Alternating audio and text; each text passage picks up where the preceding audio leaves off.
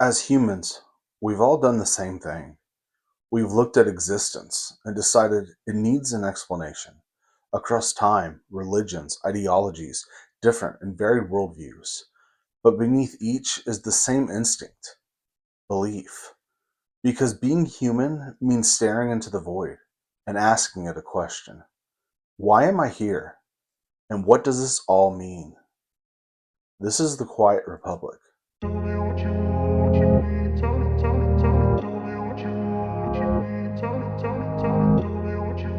If you're interested in conversations like this about politics, humanity, and the bigger questions, please subscribe and like this video. What are we doing here? What is our purpose? These aren't new questions. We've been asking them longer than we've had cities, longer than agriculture, longer than written language itself. We find burials from over 100,000 years ago, bodies carefully laid to rest, adorned with beads and pigment. We find cave walls marked with handprints, echoes of people who lived and died tens of thousands of years ago, still reaching forward. And at places like Göbekli Tepe, long before civilization as we understand it, we find something even stranger. Ritual, symbol, intention. Not survival, but meaning. Every one of these is pointing at the same thing. A species that doesn't just live in the world, but tries to understand it, to participate in it, to leave something behind, to look up into the sky and ask where they fit in all of it. Religion, faith. In many ways, they are an organized attempt to do that same thing, to answer that fundamental question. But for most of human history, belief didn't look like institutions or doctrines. It was something closer to a way of being, a life lived directly within the world, not separate from it. Survival wasn't abstract, it was immediate. And the land that sustained you wasn't just a resource, it was sacred.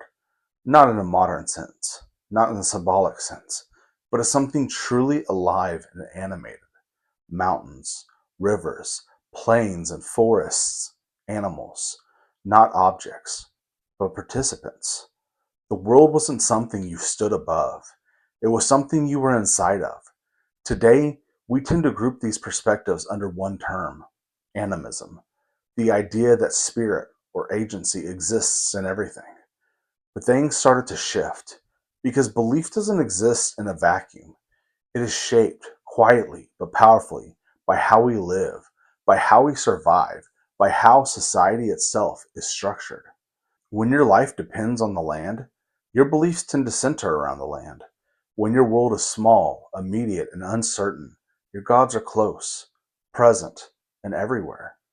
But when society changes, when we settle, when we build, when we organize, something else begins to happen. Beliefs begin to change with it.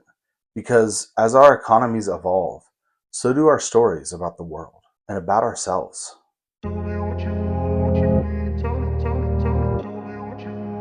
For most of history, millennia untold, humans moved through the world. But slowly, that began to change. We settled.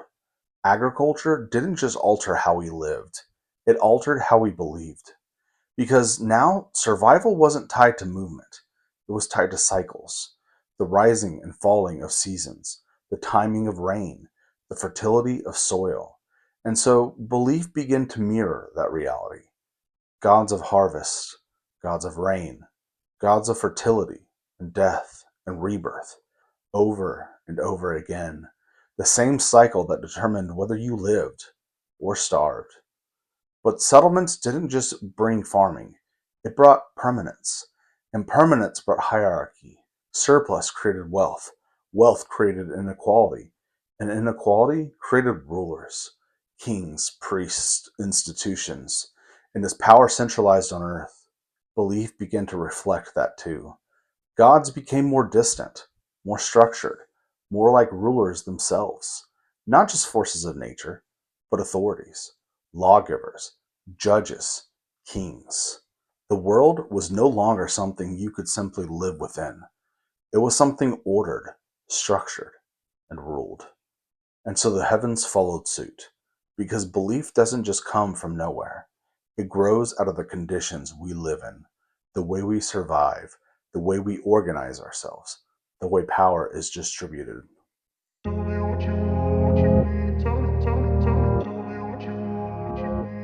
If you step back and look across history, patterns of belief emerge, more predictable than most would expect. You can often look at how a society lives and make a surprisingly accurate guess as to what they believe.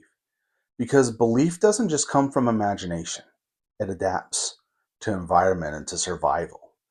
Societies that remain isolated often held tighter, more rigid cosmologies. But societies built on trade, on movement, on the constant contact between strangers, those beliefs had to flex.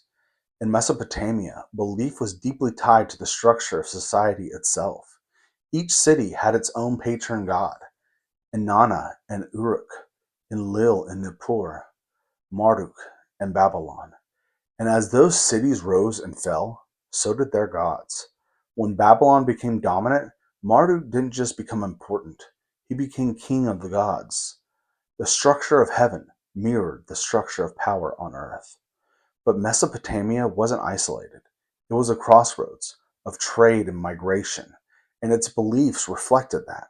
When cultures came into contact, the gods didn't always clash. Sometimes they merged. Inanna of the Sumerians became Ishtar under the Akkadians.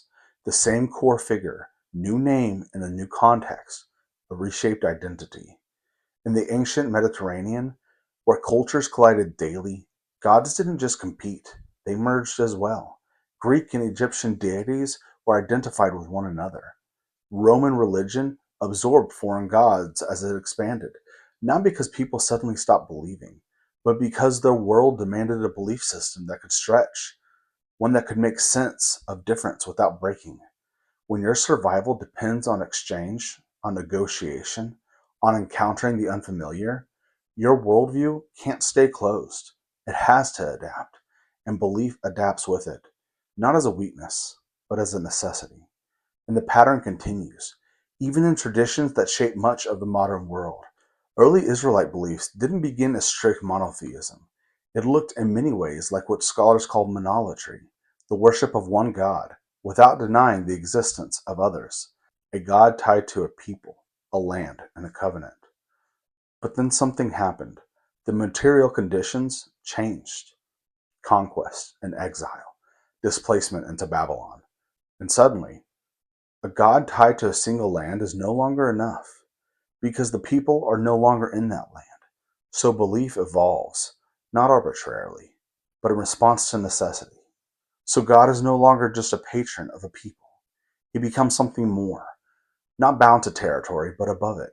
Not one among many, but the ruler over all, King of kings, Lord of heaven and earth. And the other gods? They don't disappear entirely.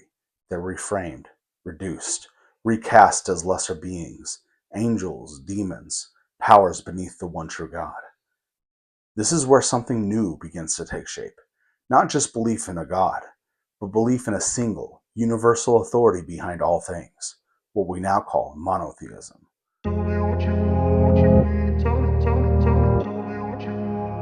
Before moving forward, I want to acknowledge something. This viewpoint I'm laying out for you, it doesn't really touch on religions from further east. Hinduism, Jainism, Buddhism, and Confucius schools of thought. I'm narrowing in on the cultures I'm more familiar with. These from the East are among the oldest on Earth, though, with rich and varied histories that go back millennia. They deserve deeper exploration from myself and others. They deserve consideration and future videos. From monotheism, three distinct branches emerge. We call these the Abrahamic religions: Judaism, Christianity, and Islam. The pattern of material conditions and economy shaping faith doesn't stop here. And in many ways, it only becomes even clearer. Because what happens to belief when a people lose everything else? For the Jewish people, exile wasn't a single event, it was a condition. First in Babylon, and later under the Roman general Titus, scattered and displaced, a people without a homeland. And in that absence, something had to remain. So tradition deepened. Law became central. Text became anchor.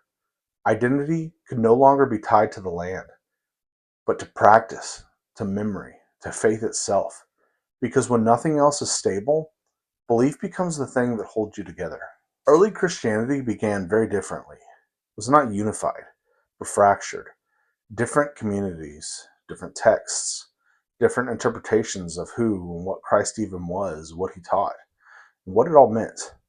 There was no single Christianity, only competing versions of it. But then the conditions changed. The faith moved from the margins into the center of power. And an empire, its emperor, had different needs than small communities. It needed unity, stability, a shared framework that could hold millions of people together. And so the belief became consolidated. Debates settled, theology selected, text chosen, and all else rejected.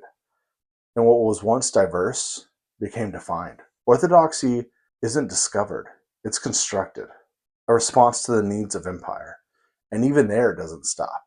The Christianity of late antiquity is not the Christianity of the medieval world, nor the Christianity of the Reformation, nor the revival movements of the 18th and 19th centuries, nor the evangelical traditions many people know today. They share the same name, but each reshaped again and again by the world and circumstances surrounding it. Islam emerges in a much different context, but follows a familiar pattern. In 7th century Arabia, a society that was fragmented, tribal, bound by lineage more than shared identity. And into that world came a message that does something radical. It unifies.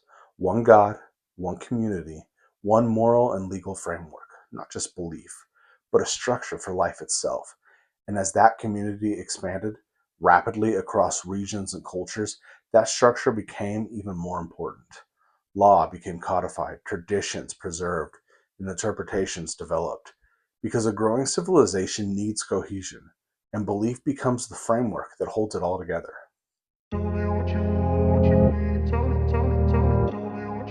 And so we return to where we started, staring into that void.